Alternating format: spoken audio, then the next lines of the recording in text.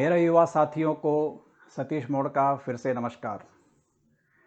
आज के इस एपिसोड में हम सत्व और तमस इसका जो कॉम्बिनेशन है उसके बारे में चर्चा करने वाले हैं। इसके पिछले एपिसोड में हमने रजस और तमस और इसके द्वारा जो हमारा स्किल जो बनता है, जो हमारी कॉम्पिटेंसी लेवल होती है उसके बारे में चर्चा की थी। आज हम सत्व और तमस के बारे में बात करेंगे। अभी यहाँ तो कोई फिजिकल एक्टिविटी नहीं है। सत्व और तमस का जो इंटरेक्शन है यह पूरी की पूरी मेंटल एक्टिविटी है।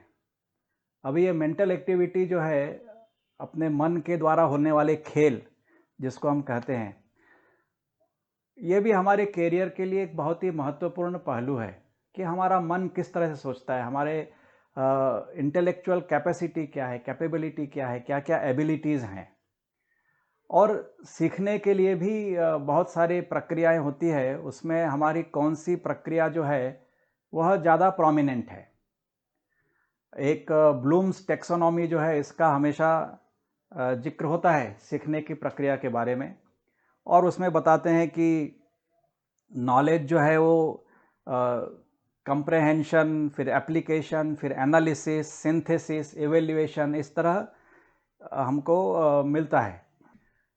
ज़रूरी नहीं है कि यही एक मास्टर की है कि इसी तरह से सारा ज्ञान होता है, लेकिन पूरे विश्व में अधिकतर जो लर्निंग सिस्टम जो बनाए जाते हैं वो अधिकतर ब्लूम्स टेक्सोनॉमी के ऊपर बनाए जाते हैं। लेकिन मेंटल एक्टिविटी के और भी पहलू हैं।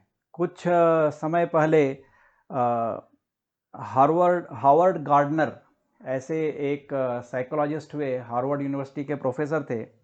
उन्होंने 1983 में एक किताब लिखी है, frames of mind, the theory of multiple intelligence.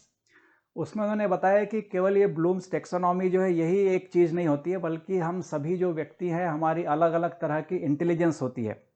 और वो इंटेलिजेंस होती है म्यूज़िकल, विजुअल या इंटरपर्सनल, ऐसे कई तरह। रिलेशनशिप जो होती है वो इंटरपर्सनल से आती है। तो ऐसे हमारी कई तरह की इंटेलिजेंस होती है जिसके आधार के ऊपर हम हमारे ज्ञान लेने की प्रतिभा जो है वो निर्भर करती है। उसके ऊपर काफ़ी उसका क्रिटिसिज्म भी है, लेकिन बहुत लोग इसको मानते भी हैं।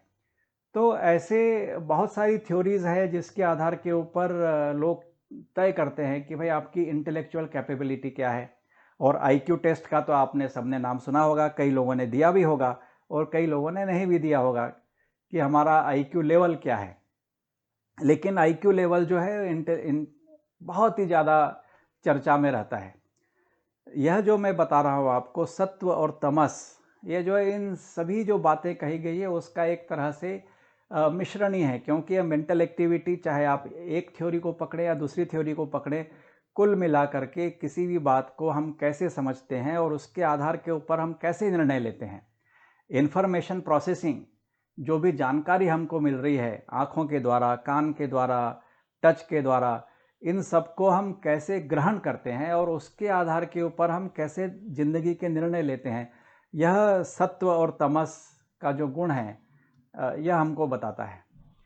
तो जब मैंने इसके ऊपर विचार करना प्रारंभ किया कि ये सत्व और तमस के आधार के ऊपर कैरियर गाइडेंस कैसे दी जा सकती है, तो हर एक व्यक्ति की इंटेलेक्चुअल एक्टिविटी, मेंटल एक्टिविटी की कैपेसिटी अलग अलग होती है।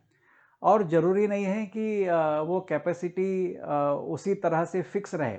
किसी एक विषय में वह कैपेसिटी बहुत ज़्यादा होती है और किसी एक विषय में वह कैपेसिटी कम होती है। इसके लिए वो इंटेलिजेंस और इंटेलेक्चुअल, ब्लूम्स टेक्सोनॉमी और हावर्ड गार्डनर, इन दोनों के बारे में मैंने चर्चा की कि किसी विषय में आपका दिमाग बहुत चलता है और किसी विषय में आपका दिमाग नहीं चलता। तो यदि आपने इस बात से ठीक से परख आपने इसकी नहीं की, तो कोई आपको कहेगा बुद्धू है। हो सकता है किसी बात में आपको समझ नहीं आती, लेकिन किसी विषय में आपकी समझ बहुत ज़्यादा है जिसको भी आपने एक्सप्लोर भी नहीं किया है। तो जब तक हम यह सारा एक्सप्लोर नहीं कर लेते उस तब तक हम कैरियर गाइडेंस जो है वो केवल हाथ पैर ही मारते रहेंगे कि हमको इस दिशा में जाना है या उस दिशा में जाना है। हर एक क्षेत्र में कोई ना कोई एक विशेषता होती है जिसके आधार के ऊपर आप अपने कैरियर को आगे बढ़ा सकते हैं। तो जब मैंने इसके बारे में विचार करना प्रारंभ किया तो मैंने भी इसको एक राजसिक और तामसिक, जैसे उसकी कैपेसिटी बढ़ती जाती है वैसे स्किल लेवल और कॉम्पिटेंसी बढ़ती जाती है, वैसे ही हर एक व्यक्ति का स्वभाव कुछ कम इंटेलेक्चुअल होता है, किसी का ज़्यादा इंटेलेक्चुअल होता है। भगवत गीता में कृष्ण ने कहा है कि संसार में 2 तरह के मनुष्य हैं, कुछ हैं वो एक्टिव हैं और कुछ जो हैं वो इंटेलेक्चुअल हैं, जो मानसिक कार्य करते हैं। तो जो एक्टिव हैं वो फिजिकल स्किल के ऊपर ध्यान देते हैं और जो एक्टिव हैं मेंटली, वो मेंटल स्किल की तरफ ध्यान देते हैं। तो मेंटली एक्टिव मतलब क्या? तो इसको जब मैं बहुत विचार किया तो उसके ध्यान में आया कि कुछ लोग ऐसे होते हैं जिनको केवल देख करके, ऑब्जर्व करके ही सब समझ में आने लगता है। जैसे डॉक्टर है, वो बहुत अच्छा डॉक्टर है तो आपको देख करके उसको समझ में आने लगता है कि आपकी परेशानी क्या है। बाद में वो टेस्ट करेगा और उसको कंफर्म करेगा, लेकिन एक ऑब्जर्वेशन से ही उसको समझ में आता है। लेकिन कई बहुत सारे डॉक्टर्स ऐसे होंगे जो कि जब तक वो पूरी एनालिसिस उनके हाथ में नहीं आ जाए तब तक वो बता नहीं पाएंगे कि क्या तकलीफ है। तो ऑब्जर्वेशन जो है, देख करके समझना, यह एक बहुत बड़ा गुण है और हम सभी में यह होता ही है। ऐसा केवल अंतर इतना है कि जब हम कोई चीज़ ऑब्जर्व कर रहे हैं तो हमने कितना अटेंशन दिया है। तो यदि आपने कुछ देखते हुए अधिक ध्यान दिया तो आप अच्छे से ऑब्जर्व कर पाएंगे और यदि आपने ध्यान नहीं दिया तो आप कुछ भी नहीं देख पाएंगे। कई बार आपने देखा होगा, लोग सड़क के ऊपर चले जा रहे हैं लेकिन ध्यान नहीं है और एक्सीडेंट हो जाता है, पत्थर से टकरा करके गिर जाते हैं, सामने गाड़ी से टकरा जाते हैं। क्यों? क्योंकि ध्यान कहीं और है, जो जिस एनवायरनमेंट में वहाँ पर ध्यान नहीं है। तो ऑब्जर्वेशन जो है वह एक मेंटल एक्टिविटी का एक बड़ा पहलू है। और जब इस तरह से जब ऑब्जर्व करते हैं तो धीरे धीरे अनुभव बढ़ते जाता है। तो जब अनुभव बढ़ते जाता है तो हमारी इंटेलेक्चुअल कैपेसिटी भी एक्सपांड होती है और हम कहते हैं कि अच्छा, ये हमारे अनुभव के आधार पर हम ये कह सकते हैं कि यह 4-5 जगह मैंने ऑब्जर्व किया है और उसके आधार के ऊपर मेरा ये कहना है कि यह उसका निर्णय है, ये उसकी प्रक्रिया है। तो केवल एक चीज़ का ऑब्जर्वेशन न करके कुछ सैंपल साइज़ को हमने बड़ा किया और जैसे जैसे हम सैंपल साइज़ बड़े करते जाएंगे वैसे वैसे एनालिटिकल कैपेबिलिटी भी हमारी बढ़ती जाएगी। तो जिन लोगों का मैथमेटिकल सेंस बड़ा अच्छा होता है तो उनको हर एक चीज़ का एक मैथमेटिकल मॉडल बना करके एनालिसिस करने की प्रक्रिया में चले जाते हैं। लेकिन कोई आर्टिस्ट है तो वो तो केवल ऑब्जर्वेशन के ऊपर भी अपनी पूरी ज़िंदगी चला सकता है। वो ऑब्जर्व करता है और उसके आधार के ऊपर वो चित्रकला कर लेता है। लेकिन जिसकी एनालिटिकल एबिलिटी बहुत अच्छी है, वो ऑब्जर्वेशन के ऊपर पूरा फोकस नहीं करेगा, he will try to analyse. खास करके जैसे आप सोशल साइंस रिसर्च करेंगे या आजकल इलेक्शन के ऊपर बहुत सारे प्रेडिक्शंस होते हैं, तो 4 लोगों से, कुछ लोग पत्रकार होते हैं, वो अपने मन से बताते हैं कि चुनाव का परिणाम क्या होगा। कुछ पत्रकार ऐसे होंगे जो 4 लोगों का इंटरव्यू लेंगे और आपको बताएंगे कि चुनाव का परिणाम क्या होगा। लेकिन जो सेफोलॉजिस्ट हैं वो शायद 2000 लोगों से पूछेंगे, 15,000 लोगों से पूछेंगे और उसके आधार के ऊपर बताएंगे कि भाई चुनाव का परिणाम क्या होगा। तीनों सही होंगे कि गलत होंगे इसके बारे में तो भविष्य ही बताएगा कि चुनाव का परिणाम क्या आता है। लेकिन हर एक व्यक्ति अपने अपनी कैपेसिटी के आधार के ऊपर अपने निर्णय बताता है कि भाई ऐसा होगा। तो यह एक एक्सपांस है मेंटल एक्टिविटी का।